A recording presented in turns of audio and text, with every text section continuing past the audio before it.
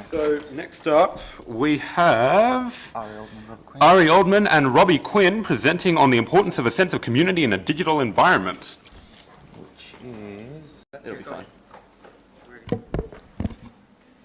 Alright, well I'm probably the least qualified person in this conference. I mean, I'm not doing a software engineering degree, I'm not doing a computer science degree, I'm not actually doing a degree. I'm currently in high school.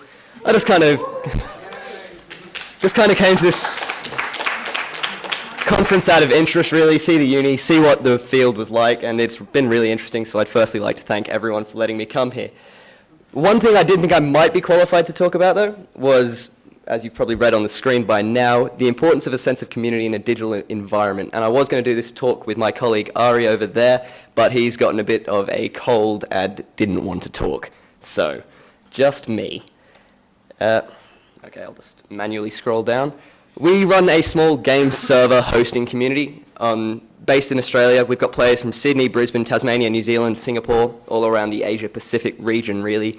We've run servers for a lot of games, really, very teenager-type games. And we currently have a group of 179 members on our site. And importantly, we are 100% community funded.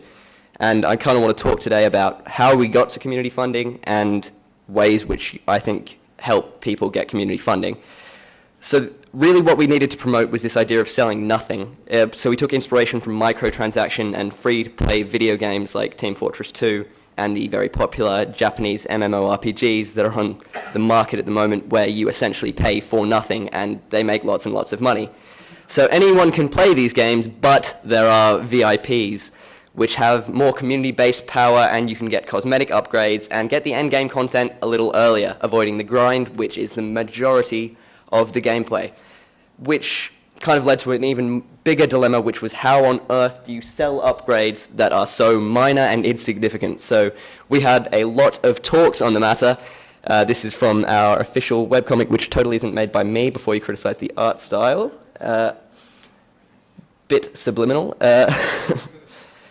But then we came to the conclusion that the best way of doing it was to launch a website, and from that start an actual community. Rather than just a bunch of disjointed servers, we would make a community of a family of game servers, I suppose.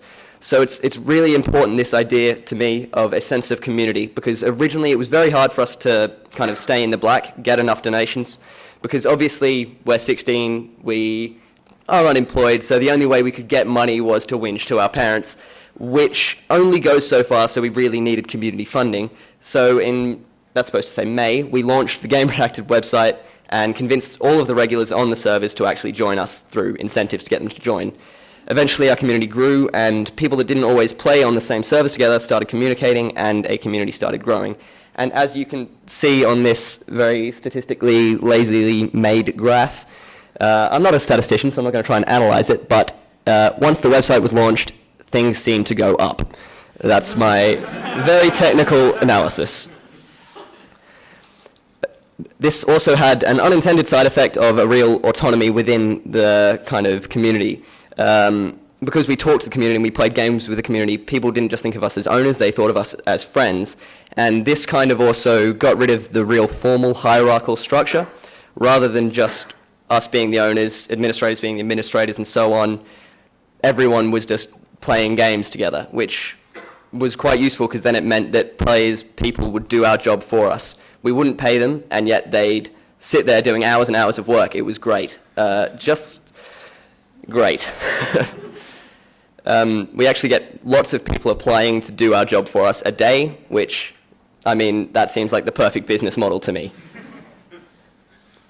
So just to wrap up, since I'm running pretty close to the time limit. Although this is a pretty specific example of a game server community, I think it does have a bit of universal relevance within the software kind of computing world, because I feel like community is a very important part of selling software. If you play Gary's Mod, feel free to check us out for our servers, because I need to fit in a bit of shameless self-advertisement. If you want to do my job for me, please do. Thank you.